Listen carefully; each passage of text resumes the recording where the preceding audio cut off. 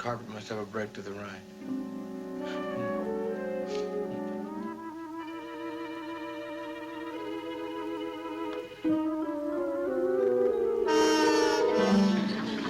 I guess it has a break to the left.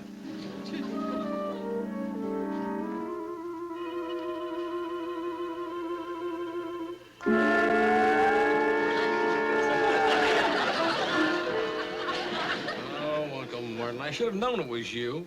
Hey, look, I have a great idea. Why don't you join me in the news reporters golf tournament next month? Oh, I'm afraid that would be cheating. Oh, they play golf on Mars? They used to, but they had to give it up when we discovered the powers of levitation. Everyone shot a par 18. That ball return is the most interesting gadget. Do you mind if I examine it? Be my guest. What happened? I don't know. Oh. Maybe your finger didn't get enough sleep last night. Well, it never happened before. That's more like it. You maybe ought to check it for a hangnail.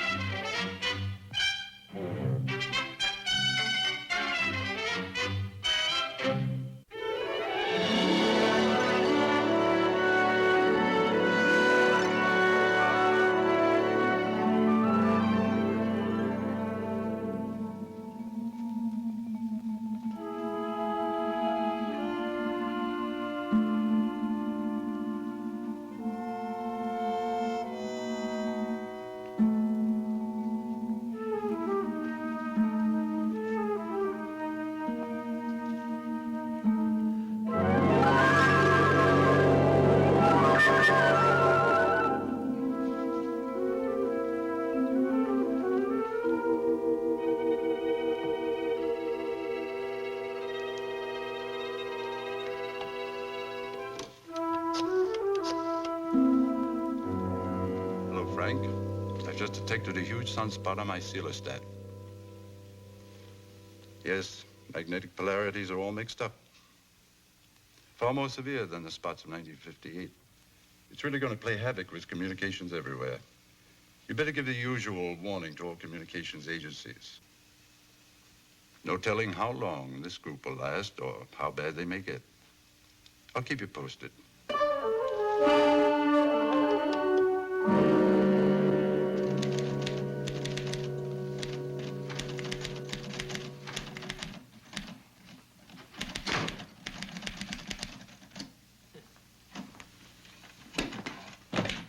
These Martian hands weren't designed to use your primitive earth tools.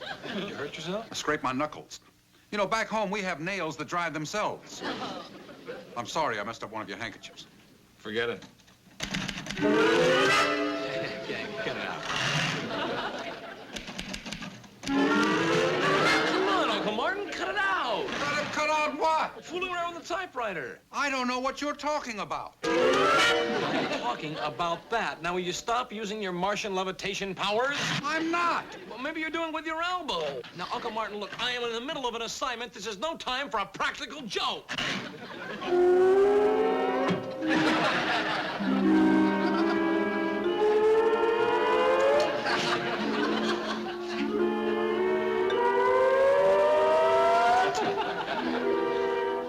Believe me, whatever's happening is happening by itself. Do you know that you look like a walking junkyard? I fail to find any humor in that. Well, now what are you doing? Nothing. My coveralls seem to have become magnetized. Well, now you can't magnetize cloth. You can when the base of the thread is a metal. Well, it looks like your coverall doesn't. Coverall.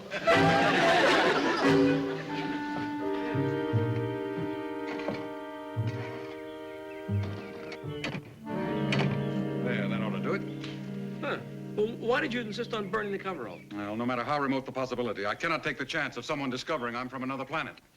Unless I destroy them, someone just might find them and wonder where the material came from. You have no idea how they became magnetized? No, something must have set up an electrical field that magnetized the Martian metal in the fabric. Well, you can always buy another pair of coveralls. Not like these. They were practically new. I only had them 175 years. 175 years? Yes, and they were hand-me-downs from my father. But that's all right. I've got another pair in the spaceship.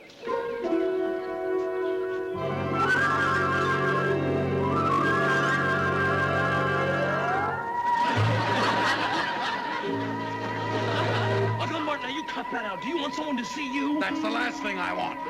I can't get down. Well, something must be wrong. That's an astute observation.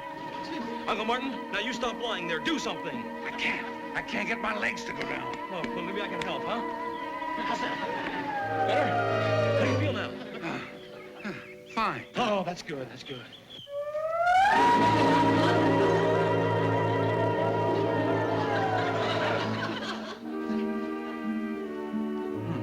My pulse is 218, and my temperature is 131. I'm normal. How do you account for spending almost 10 minutes in midair? I haven't the slightest idea. Come in. Anybody home?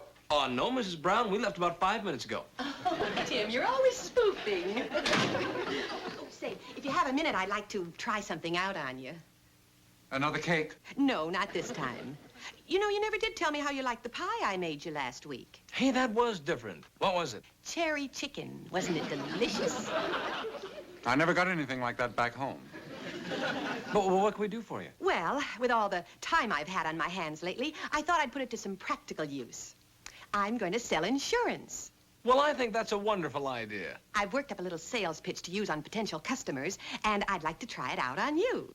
Hey, go right ahead, Mrs. Brown.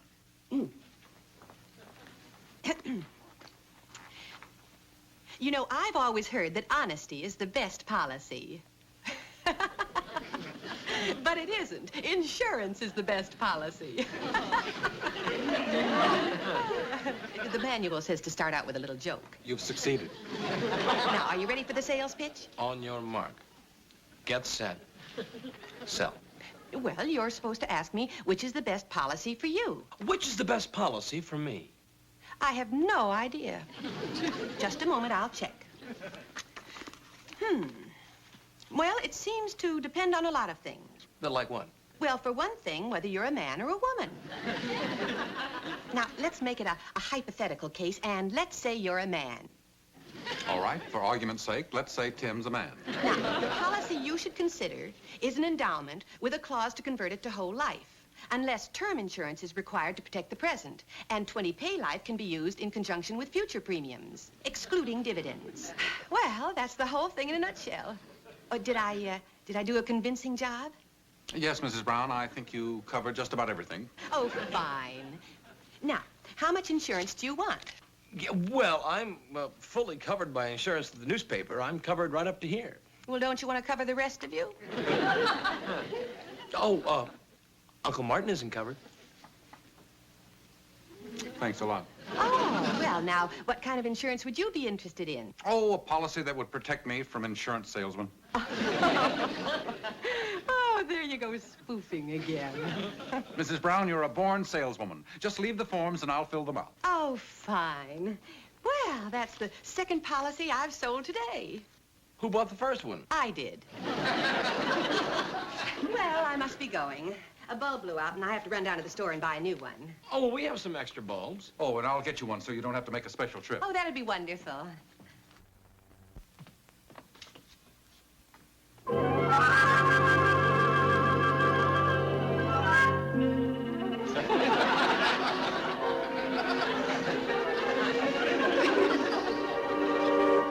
Oh, did you find a bulb? No, I couldn't find any.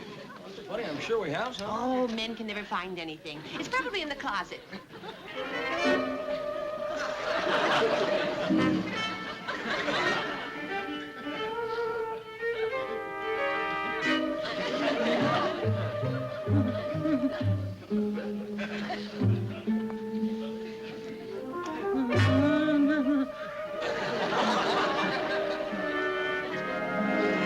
I knew I could find one. Thank you.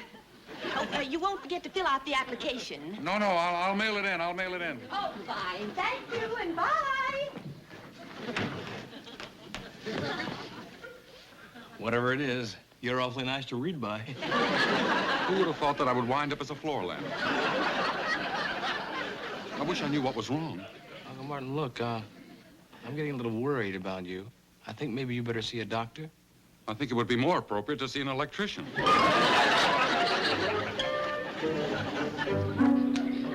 Now, look. You admit yourself that there is something wrong with you. Now, why are you being so stubborn about going and seeing a doctor? Whatever's wrong with me is beyond the scope of your physicians here on Earth. Are all Martians as stubborn as you? No one on Mars is stubborn. You will not find the word stubborn in the Martian dictionary. And if you don't mind, I'm trying to watch the program. Then what do you call it? Call what? Your attitude. I'm merely applying logic. I'm from another planet. And although my physical structure is much the same as yours, there are certain metabolic processes which are totally dissimilar. They require highly complex diagnosis far beyond the realm of your primitive physicians. Therefore, it would not be logical for me to consult them regarding my problem. Do I make myself clear? Yes. You're stubborn. Now, Uncle Martin, will you just please do it for me? Tim, it's useless. Well, you talk as though it'd kill you. Tim, if for 1 minute I thought that they could help, I would do it.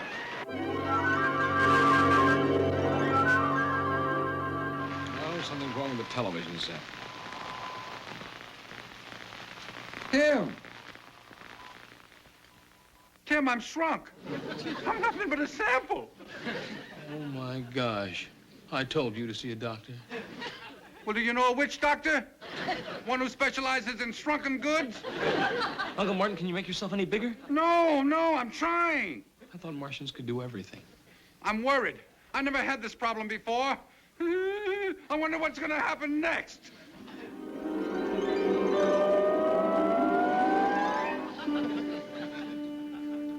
You can stop worrying. It happened. What? You're gone. You're right. I am. And I can't make myself reappear. Ladies and gentlemen, we have just received information from Mount Palomar Observatory that due to an extremely heavy bombardment of sunspots, communications have been interrupted. Please forgive the interference in the video part of our program. Sunspots. That's what's playing havoc with my metabolism. Well, is there any way you can counteract them? On Mars, yes. On Earth, no. Well, how long do sunspots last? They can last for a few days or weeks or months. And there was one extreme case that lasted 112 years. Uncle Martin, I'm afraid I can't wait that long.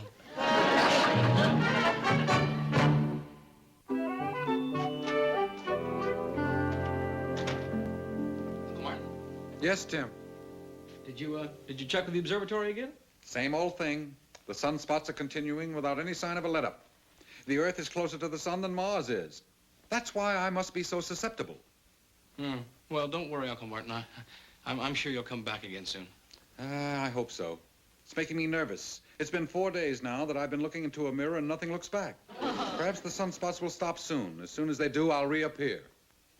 You know something, Uncle Martin? Right now, I'd rather see you than Elizabeth Taylor. I'll get it. How do you do?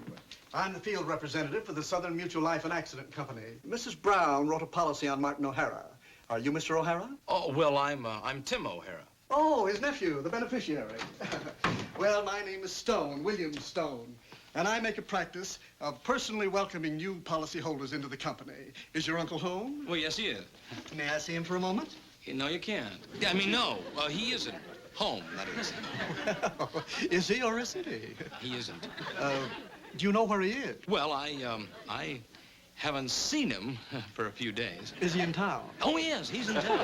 Well, when can I see him? He isn't in town. First you say he's home, but he isn't home. Then he's in town, but he isn't in town. I just don't understand. Well, you see, he's out of town. On business. Well, that's peculiar. According to this policy, he's retired. Oh, well, he's out of town on retirement business.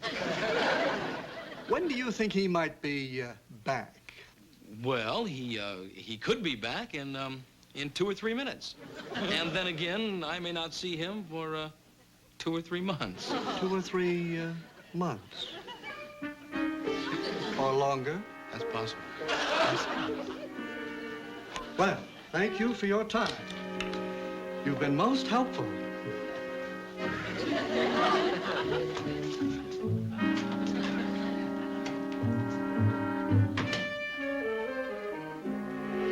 I think he's suspicious. I know, but what could I do about it? Yell, "You-hoo, here I am"? I guess you're right. Where are you?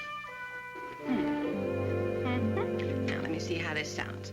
Sir, may I trouble you for a minute? The policy you should consider is an endowment with a clause to convert it to whole life, unless term insurance is required to protect the present, and 20 pay life can be used in conjunction with future premiums, excluding dividends. I think that sounds pretty good. Maybe I can make it a little stronger. Let's see. Miss Brown! Oh, come on in. I was just practicing my insurance speech. Oh, well. I just thought that I would come by and drop off the rent. Oh, thank you.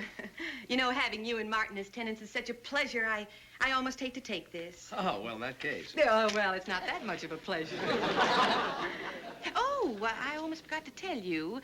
Somebody's coming to see you. Who? The police. The police? Yes, they think you killed your Uncle Martin. Isn't that ridiculous? They think what? I told Mr. Stone he was wrong. You know, the man from the insurance company. But he insisted on reporting to the police that your Uncle Martin was missing. Yeah, but by the way, where is your Uncle Martin? Oh, away. You see, I told Mr. Stone he wasn't missing.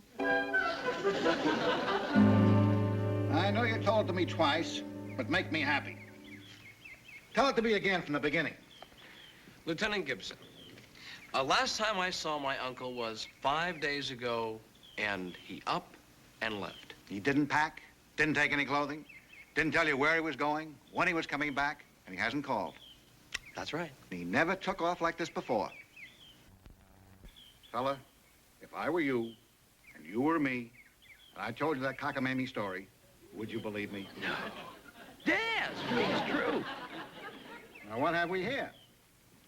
Looks like a couple of buttons. Yours? Well, I don't recall ever having seen them. Well, of course you do, Tim. They're from your Uncle Martin's coverall. They are. Yes, they are. How observant of you, Mrs. Brown. I didn't notice because they were charcoal broiled. What are they doing in the barbecue? Who are you, lady? That's Mrs. Brown, my landlady. You rent the apartment to Mr. O'Hara? Yes, and if he's in any trouble, I'd like to help. Why, he's the nicest tenant I ever had. Now, you say these buttons came from coveralls that belonged to Mr. Martin O'Hara? I know them like I know my own name. Mrs. Brown. That's her name, all right, Mrs. Brown. Now, Mrs. Brown, I'd like to talk to you when I finish with Mr. O'Hara. Could you wait around a few minutes, please? You and your uncle got along well? Oh, yes. As a matter of fact, we were very close. Oh, I can vouch for that. Why, they were closer than close. In fact, it was Tim who insisted that Martin take out that insurance policy. Oh, he did? That's why Martin made Tim the beneficiary. Now, you know you've got to be close to do that. Now, you say you and your uncle got along well. No, disagreements? No. No fights? No fights. I'll back him up on that. You see, I live in the house right in the front, and they are the nicest, quietest tenants I ever had. And I can tell you they never had a single fight. No arguments? Never. Oh, well, just that one time, but, oh, it wasn't even worth mentioning. Well, mention it anyway. When was that? Oh, about 4 or 5 days ago, but, oh, it was nothing, really. That was just about the time Martin O'Hara disappeared. What were they fighting about? Oh, they weren't fighting. No, Tim was pleading with Martin to do something or other. Oh, but I'm sure it was nothing harmful. In fact, I distinctly heard Tim assure Martin that it wouldn't kill him. Mrs. Brown, please. Well, I'm just trying to help you. Oh, I don't need it. Let her help you. Let her help you.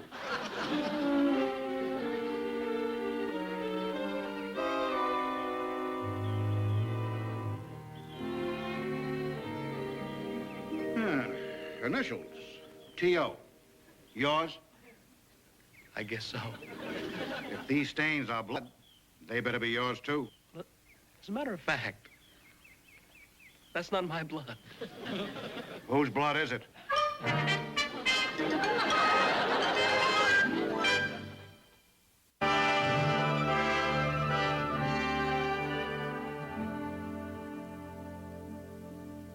Then it was Mr. O'Hara's idea for his uncle to take out the insurance. Well, yes and no. What do you mean, yes and no? Well, yes, if I have to tell the truth, and no, if I don't have to. You have to.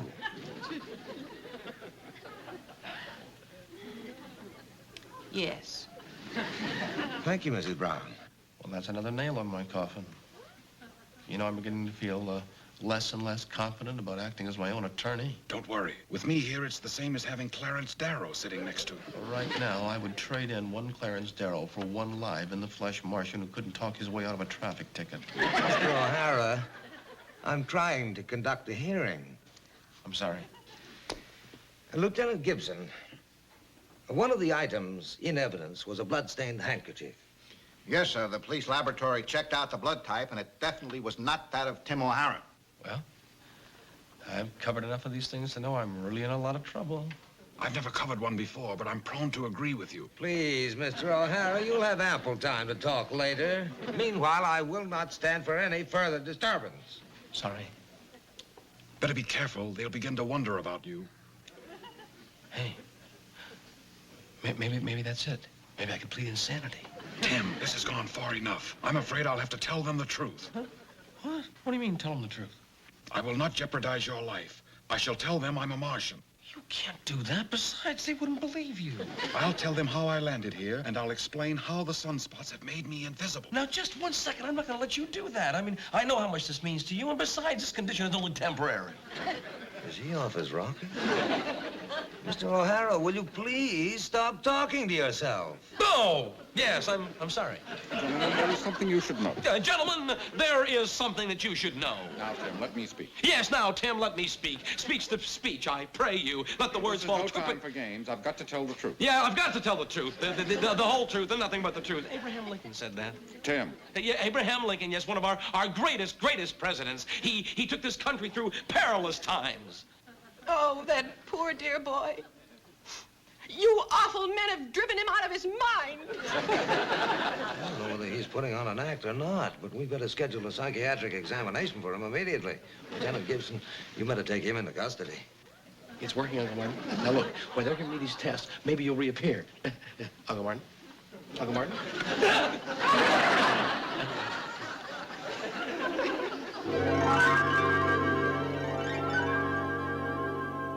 I know you're innocent, Tim. I just know it. Oh, thanks a lot, Mrs. Brown. You wouldn't hurt your Uncle Martin, even if you killed him.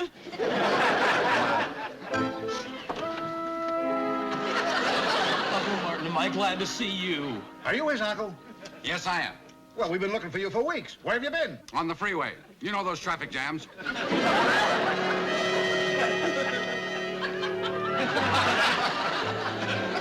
Mrs. Brown sent this up to welcome us both back. What did she conjure up this time? I don't know, but it sure smells delicious. There you go. Mrs. Brown has outdone herself this time. Pineapple pickle. Well, I'll get you something else. What do you want? Oh, cheese and crackers.